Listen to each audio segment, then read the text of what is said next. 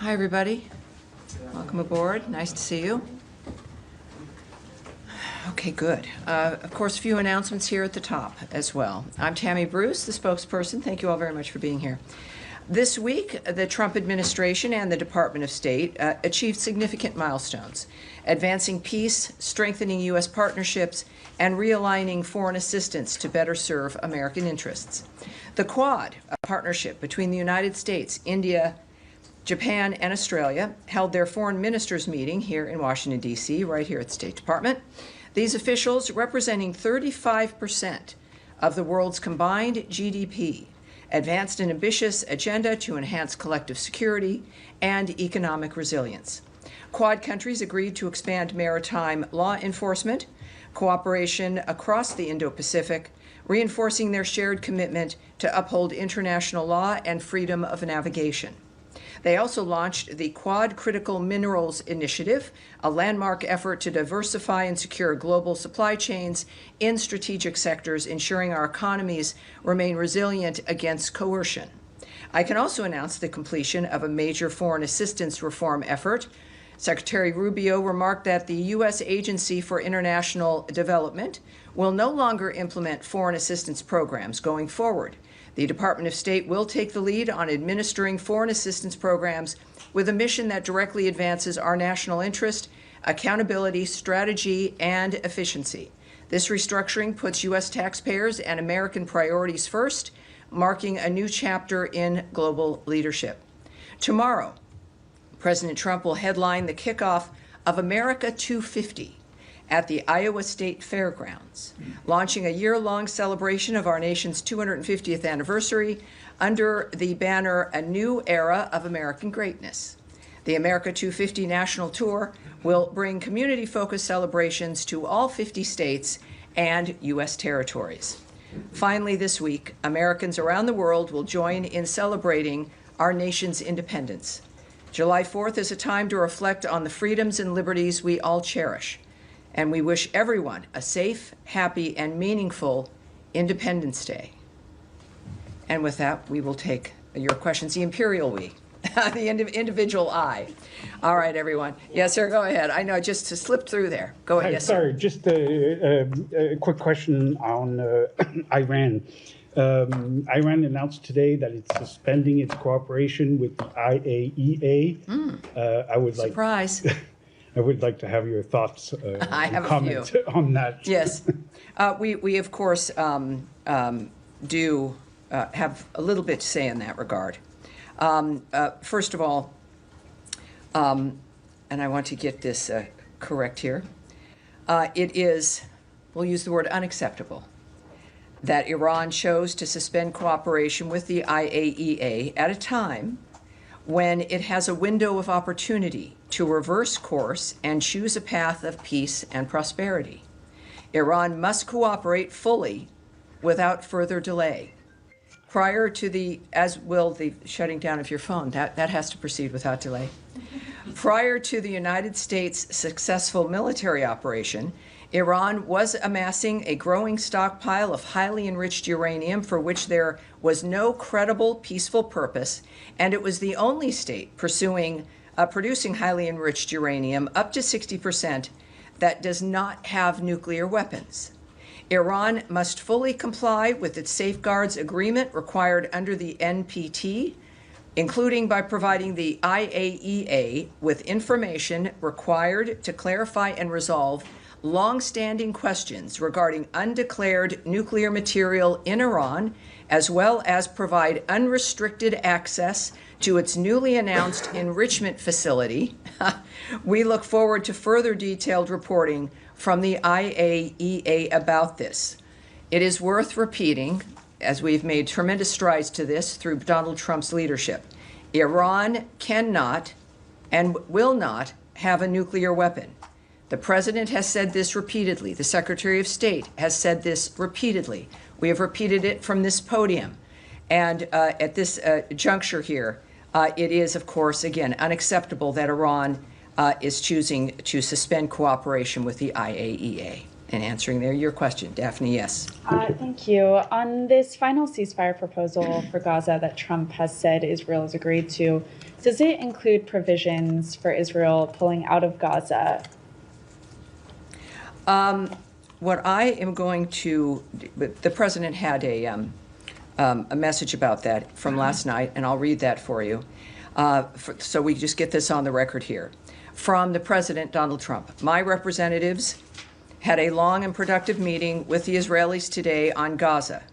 Israel has agreed to the necessary conditions to finalize the 60-day ceasefire, during which time we will work with all the parties to end the war.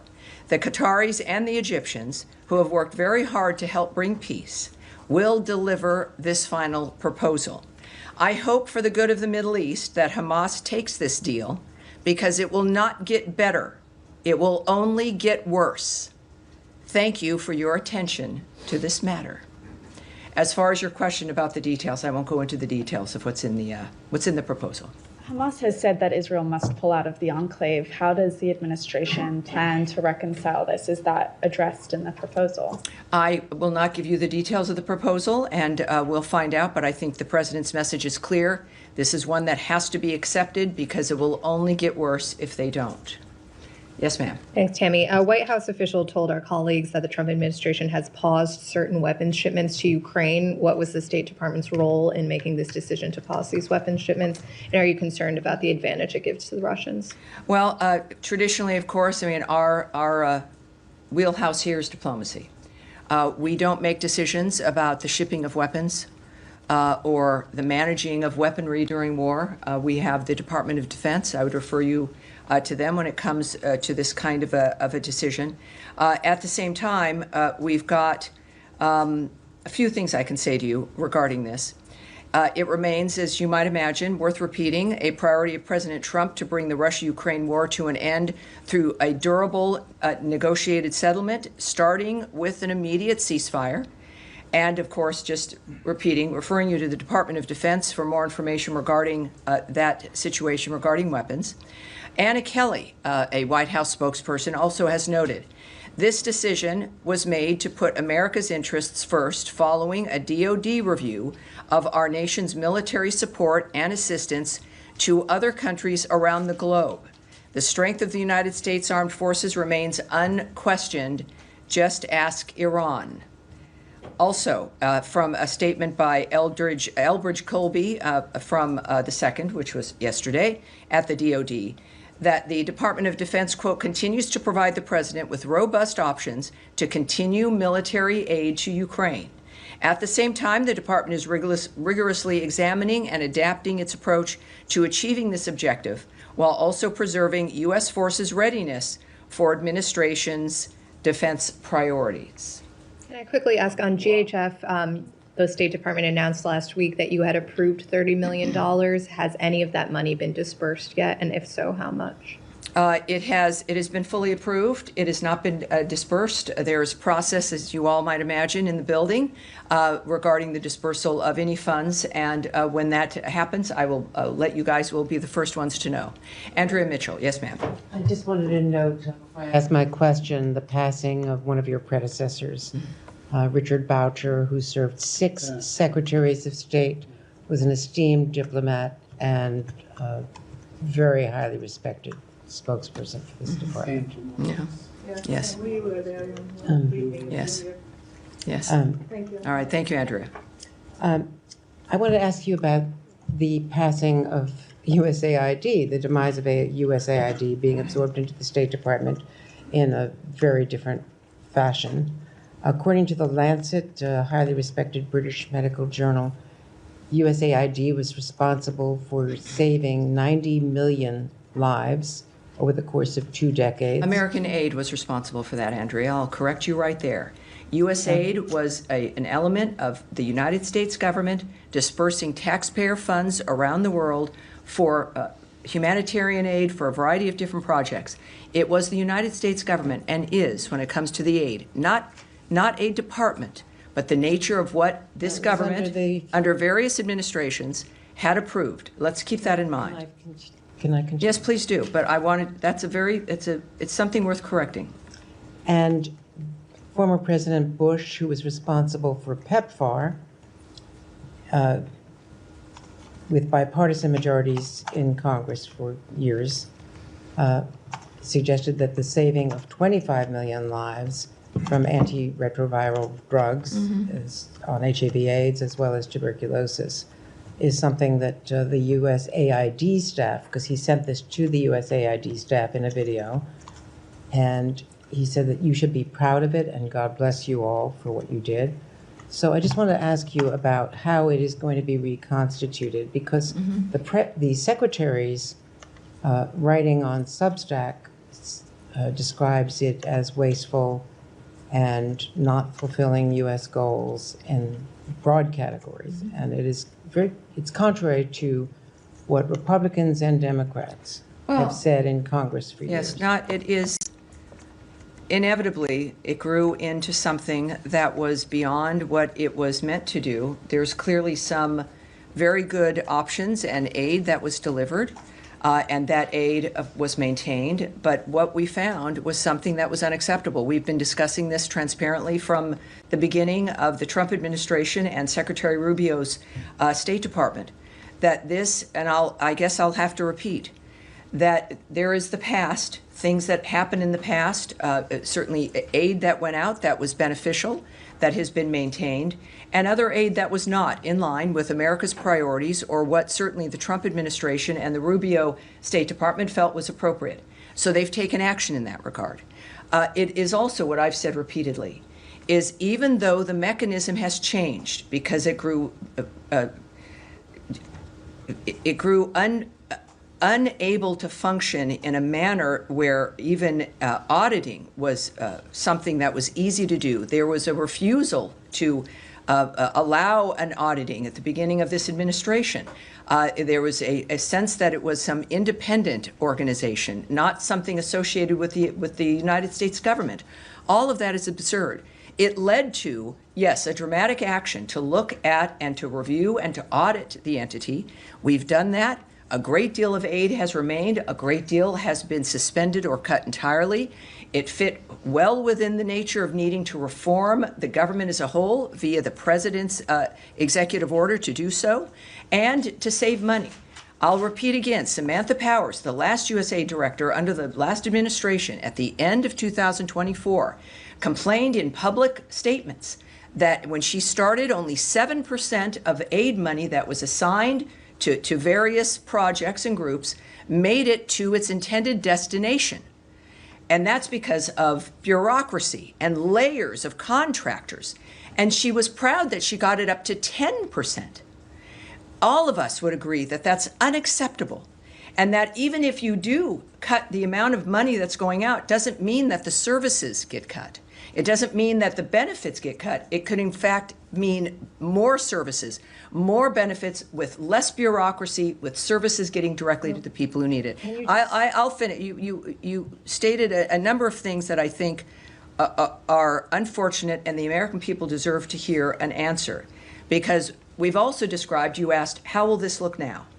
With this reorganization, it fits within the framework of making sure that people assigned to those regions, and we have those, that's called bureaus here, people who are assigned to look at the nature of what's happening in a certain region of the world, they're the experts in that regard, that foreign assistance for that region will now sit with the bureau assigned to that region, as opposed to some massive bureaucracy not even housed in our building, dealing with countries and regions separately without dealing with the experts here who understand what those regions might need.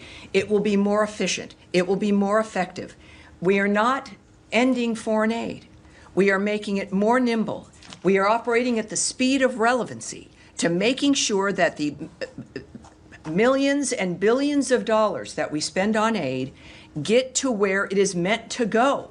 There is nothing to be proud of when 90%, according to Samantha Powers, is not even making it to the people to whom it was promised. These are promises. Donald Trump makes promises and he keeps them. Promises made, promises kept. We will be doing that also now with foreign aid, with the new structure of how this will be working. We are, of course, it is in our DNA. We exist in large part because of the nature of what America stands for as a beacon of hope for the future for the world. We've died on that principle. We live on that principle, and we are giving foreign aid on that principle, but it will be functional, it will be auditable, we will know where it's going, and we will see results. All right. Yes, sir. Thank you, Tammy. I have two questions on Ukraine. I want to press you a little bit more. I know you referred to the Defense Department. Yes. But the Ukrainians, appear to have, learned about it from the media this morning. Is there any reason behind the failure when it comes to communicating this to the Ukrainian allies? I would argue that that is not correct. Obviously, perhaps some Ukrainians heard about it in the news. Our communication lines with Ukraine have always been robust.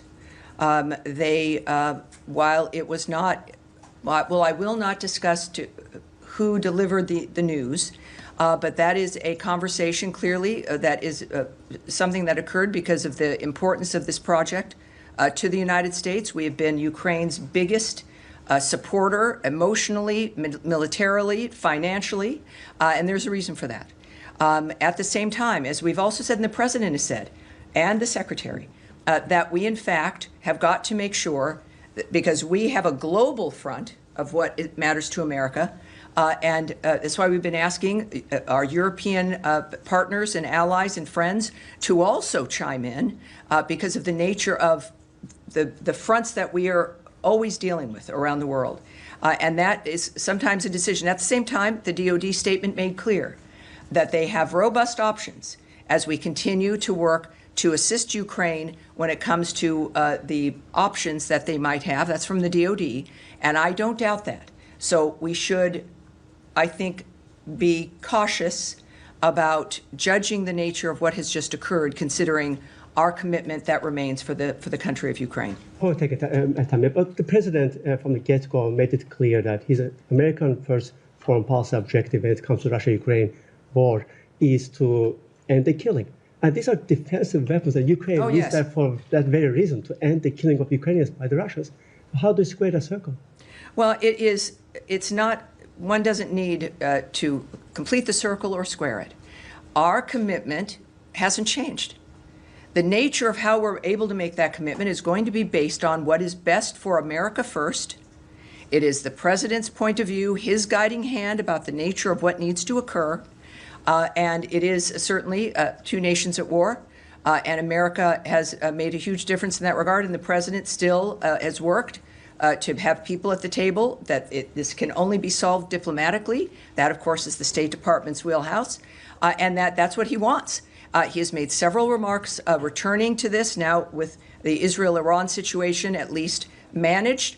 And this is not something that the President is not addressing. It is clearly on our plate all the time. Certainly, he has specifically referred to the nature of the continued slaughter.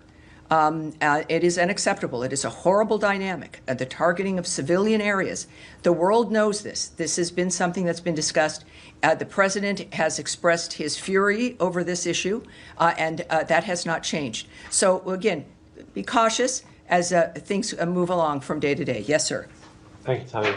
Just going back to Gaza, I know you said you didn't want to go into details, but can you perhaps... You can ask. I might not answer. Well, I'm going to ask if you can perhaps speak more broadly then about what gives President Trump so much optimism that he can get the deal through within the next few days, especially given that the parties are still so far apart, with Hamas saying it wants Israeli forces out while Israel say it wants an end to Hamas. So there's just a lot of daylight still between those two. Well, is there? Well, can you but you see, we should not. You're presuming a great deal, which people do have to presume, because the details of something like this, of course, do remain with the negotiating partners, the leaders of nations. What you can tend to see in the media often is just simply not true, or wishful thinking. But whatever it is, what I think we all have noticed, and this is not giving away anything, is that the Middle East changed a couple weeks ago, very dramatically. It changed forever. And the work of the President of the United States, thank God for him, is going to make sure that this is not a lost opportunity. We can say this simply by having watched him most of his adult life in some capacity, but certainly with what he's given up and sacrificed to be the leader of this country. So, the Middle East changed dramatically. This is an opportunity in the midst of this new world to make a different kind of decision. He is optimistic. The president is very honest. Sometimes he's pessimistic, and he'll let people know. Again, he's a transparent man, which sometimes can be unusual. We're not used to always hearing it, but it's extremely helpful. So while I don't know the detail of what makes him optimistic, I know to trust him. I know to not second guess him. I know that we understand that he's in the midst of something that can change every day. That's also not lost on him. But the changes that he's been able to bring about has been brought about by the power of his personality and leadership, along with the support of an American government that is in line and embraces what he wants to accomplish. I think that is why he's optimistic. Seems to be a different tone. I hope it works. Of course, again, these are all fluid situations, but he knows things that we don't. And I look forward to finding out if it's this week, if it's next week. But I'm grateful that he's the one making the decisions. Nadia. Thank you, Tammy. Just to go back to the Middle East, is the 60-day ceasefire proposal, was it the same one that Mr. Witkoff proposed to both parties, which includes releasing 10 I can't speak to that, 15? one way or the other. I won't give you details regarding that. No details at all? No, I'm sorry, I can't. Okay. Just now you just condemned the attacks on civilians in Ukraine. Of course. Yesterday there was an attack on a beach cafe in Gaza where 24 civilians were killed, including our colleagues, a female journalist was killed as well. Does the United States condemn the killing of civilians and targets? Well, we have always, one of the reasons why we do what we do is because no one wants to have civilians killed, either in a terrorist act, in war. One of the things that the President has repeated, as has Secretary Rubio, is that the carnage has to stop. We have decried the killing of civilians throughout every conflict that exists. At the same time, it's why war is hell. It's why we want something more than a ceasefire is important, but it can't be back and forth. There has to be a durable end to all of these conflicts. So we mourn like everyone. Of course, the killing of civilians, with whomever it is that's engaging in these conflicts. But that is why we're so committed to Gaza, to Israel's right to defend itself. We were as horrified by October 7th and the slaughter of those civilians. This is why it has to end. There is aggressive actions where if you're in war, or if you're defending yourself, and these are civilian areas, it's horrible enough. And it's another to deliberately target civilians for the sake of it. And those are the monsters that we are trying to stop and that the world has tried to stop for generations now. So this is why our work continues in Gaza, why the ceasefire is important, and why the end of war and the status quo that so many people have grown rich from has got to end. Saeed. Thank you, Yes, Tammy. WHO, the World Health Organization, said that 112 Palestinian children, many of them are newborn and so on, are sent to whatever remains of the hospital because of malnutrition. It's because the aid is just not getting through. And my question to you is that basically a statement or evidence that the aid that has been going in is not enough and is not sufficient, that maybe the aid ought to be the responsibility of those who have had a great deal of experience in doing this, consistent with all the international organizations that have stated to that effect. Well, two parts I'll answer that. First of all, there's one entity that has gotten food and aid into the Gaza Strip, and that's the Gaza Humanitarian Foundation. We know this. This has been a fact of the matter. And that's, I think we're now up to 56 million meals distributed. So it's still within a war zone. We had a ceasefire that Hamas broke. I would say on the other issue, when it comes to the horribleness of what happens in a war zone, in this case in Gaza, it is occurring because Hamas refuses. It broke a ceasefire on October 7th. It broke another ceasefire that was attained for the Gaza Strip. It is now refusing, at least up to this point, prior to the change in the Middle East, to continue to agree to another ceasefire. They maintain their firearms. They are maintaining hostages, people they've kidnapped. And so, yes, it is horrible. And it's something that we are working to stop. But I would say regarding aid, You know, we'll just make an admission here. It will never be enough. There will never be enough aid going into a war zone. There will, no matter how many depots the GHF, the Gaza Humanitarian Foundation, sets up, it will not be enough, because the only way you have a normal life with enough aid and enough food and being able to live your normal life is in an area that is not at war or being held hostage by a terrorist group. So to attempt to normalize the environment that is under this horrible cloud of terroristic monsterism, of the slaughter of innocent people, the using of people as human shields, the using of hospitals as a cover for your operations, the using of schools as a cover for your operations. It is obscene. It is inhuman. So it will. What we do in the midst of that environment will never be enough. And it is a key, though, to unlocking a door, to get to a point where you can have a ceasefire, assisting those who are held hostage by the terrorists, and being able to get to a point where you actually have a ceasefire, removing those who do not abide by the ceasefire, and then begin to build a genuinely different future for the people in that area. What a concept. So we do our best. We know it will never be enough, because the situation is obscene and unusual and unnatural. But we will do it until we also then move to change that situation for the better.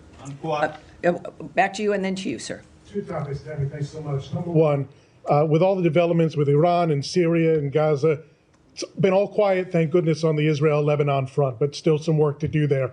What are the challenges that remain at this point in disarming Hezbollah and enforcing Resolution 1701? Well, I would direct you to the Israeli government in that regard. I think the thing that has changed the Middle East beyond, of course, the damage to the destruction, the obliteration of Iran's nuclear facilities, is the personality and power that is exhibited by Donald Trump and what he is willing to do, what the American government and military is capable of, and as a reflection of our genuine commitment for change, after exhausting all diplomatic options, is that he will do what else is necessary to achieve peace.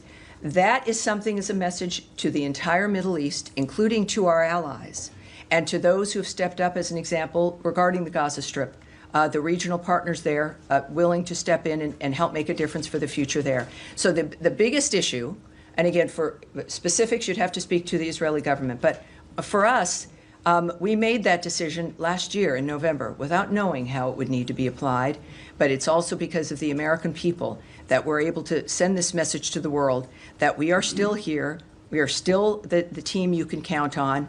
America matters, we know it, and we're going to defend our country, which is what it needs to exist in order to have this hope for the future. All right, yes, Eric.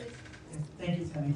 Wanted to ask about, I understand the decision on which weapons to provide to Ukraine being one taken at the Pentagon, but from a diplomacy standpoint, does pausing the weapon deliveries for Ukraine make it more difficult to get Russia to come to the table in terms of a peace agreement or a ceasefire, because it somehow relieves potential pressure on them?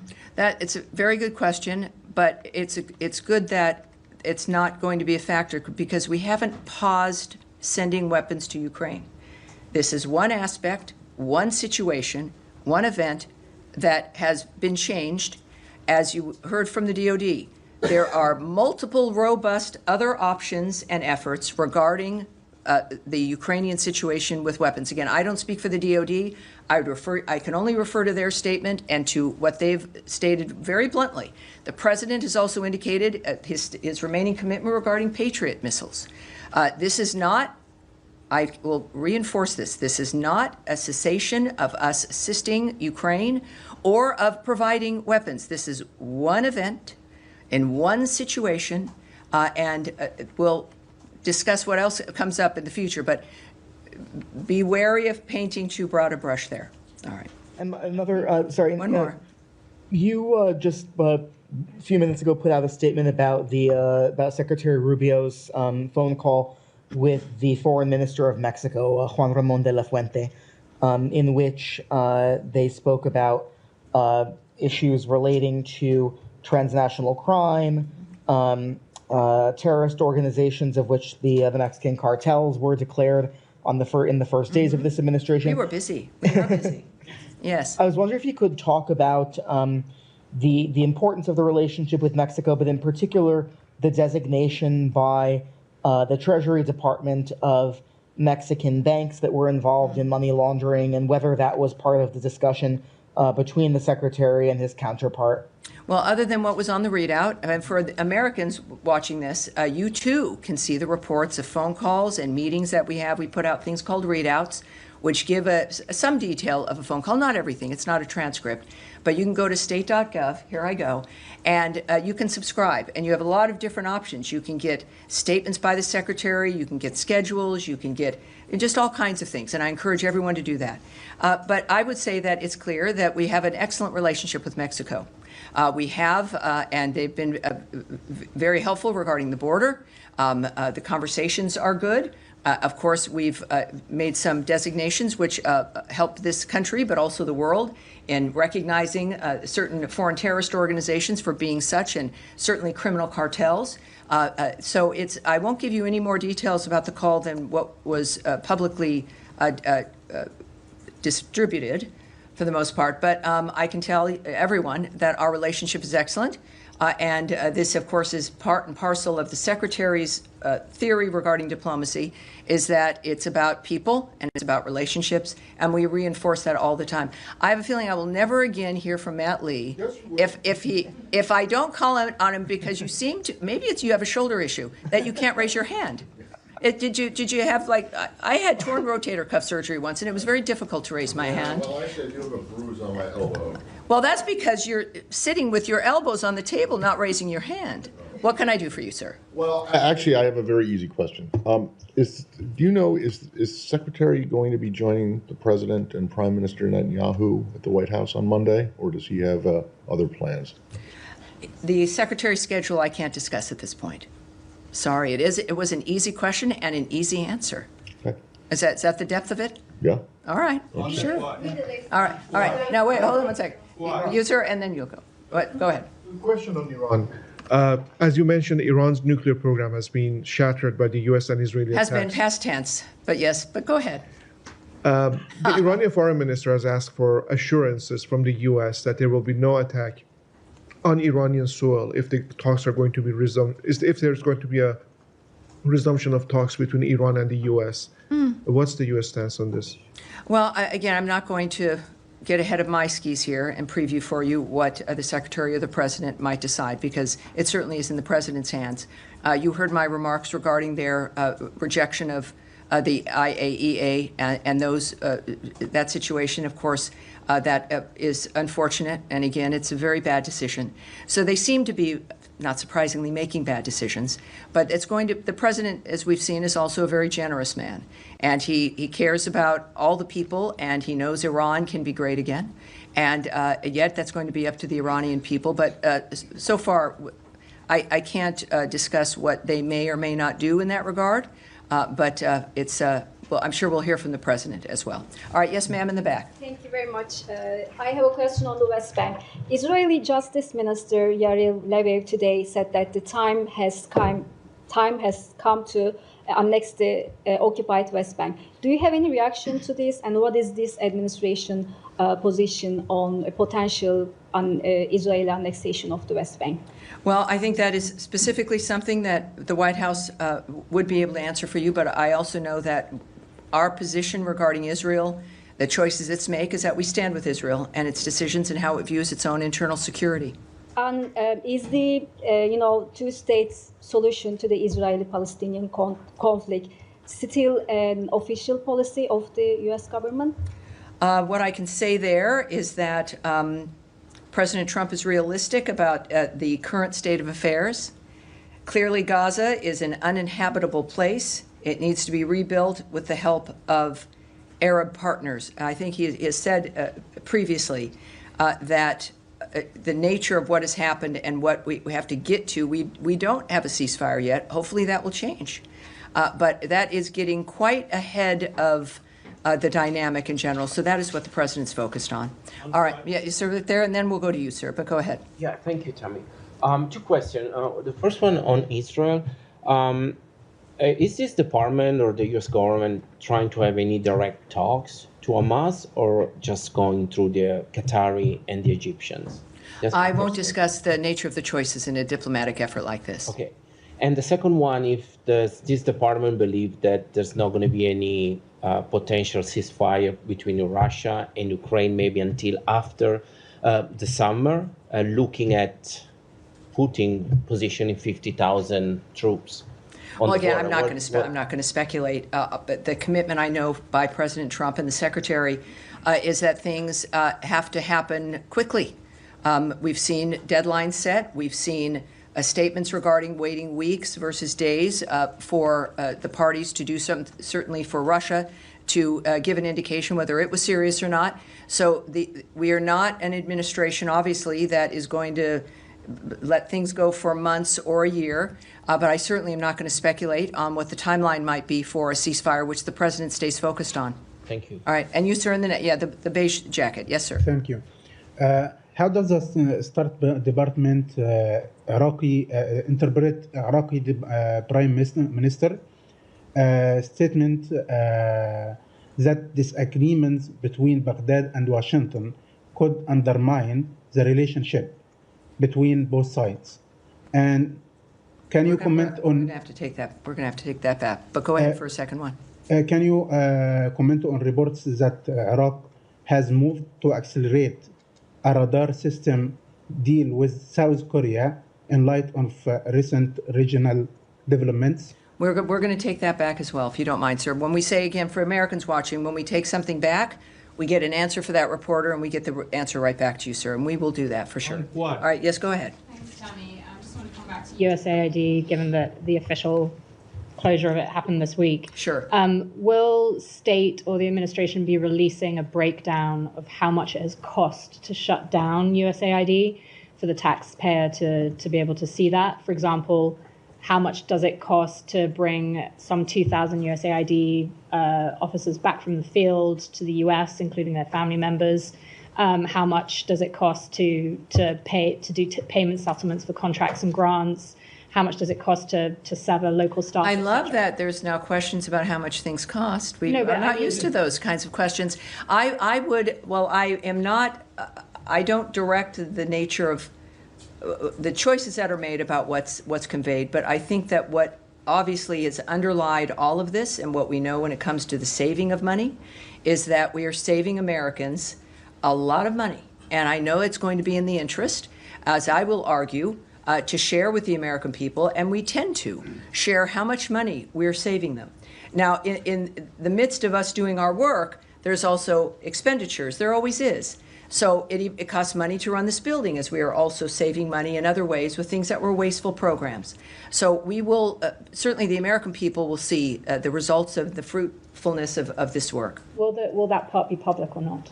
Well, I think certainly as they've been public in the past, certainly the Trump administration is public about money that's already been saved through a variety of work, including DOJ's work. I don't know how that will look, and I'm not going to get ahead of that. But I would think that, yes, obviously they're going to be proud of the nature of the money that is saved, and in order to make sure the American people know what that effort has gotten to us. Yes, ma'am, in the pink. Two questions. First question about the aid delivery to Gaza. Since there were so many Palestinians killed or injured during getting this, is GHF looking at all into another dynamic, another way to deliver aid into Gaza? And the second question, President Trump said many times that he has another vision for the Middle East. He wants a permanent solution for Gaza. This is a deal for 60 days. Could we look at this as he's laying the ground for a permanent ceasefire in Gaza, or is this just another attempt? What he does because he expects it to work and it leads to what he wants to accomplish. this is, in any dynamic, and certainly in this framework, as we've even said about Russia and Ukraine, you can't discuss anything else until the shooting stops. You can't discuss what the peace will look like until you stop killing people. That's clearly, I think, a very basic dynamic. In this case, of course, I think that there's you've got to get a ceasefire, and then you can begin to look at what the next steps will be. And if there's a ceasefire, obviously it's elements that everyone has agreed to, which would also then lead to what President Trump's vision is at the end. It's obviously that will be peace. It's not going to be the world's longest ceasefire. It's going to be peace that's achieved fundamentally by the changes on the ground, which we have already seen implemented over the last couple of weeks. And the aid? Again, we're dealing with, I'll just say this one more time. We're moving aid into a live war zone. It still exists because Hamas will not put down its weapons, won't stop killing people. It has an interest in the aid getting to the people. It has an interest in that to stop. Their strength has been to control the food, to steal the food, to use food as to make money, to use food to keep the Gazan people at bay, reliant only on them. It is dangerous to have people who are getting food, who are getting their meals, who realize that something else can help them other than the monsters who've been running their lives. So they have an interest in creating a horrible environment. It is a war. I think considering we've got, again, 56 million meals to date, and that is a dynamic. I would suspect that, like with every endeavor, there's adjustments that are made based on the situation. I don't have those details, but considering the success so far, we should all be proud of the nature of what's happened as we continue, because it will not be enough to go to a ceasefire and then to a durable peace as guided by President Donald Trump. All right. Yes, sir, you in the red tie, and this will be it. With a VOA Persian question, are you able to confirm reports that Americans have been arrested trying to leave Iran? I do, and I'm glad you asked that, because we heard about that very early on. So while we can't remark on individual reports, of course, we have long warned U.S. citizens not to travel to Iran, and that is especially true now. Anyone with a U.S. connection in Iran, including dual U.S. Iranian nationals, are at significant risk of arrest and unjust detention by the regime. If you are not currently in Iran, do not go. If you're in Iran, please see our most recent security alert and make plans to safely depart. We understand that the Iranian American diaspora in the U.S. may especially feel the need to go. We are not immune from that desire. You go visit family members or loved ones. Do not go. Don't do it. You cannot help your loved ones from jail.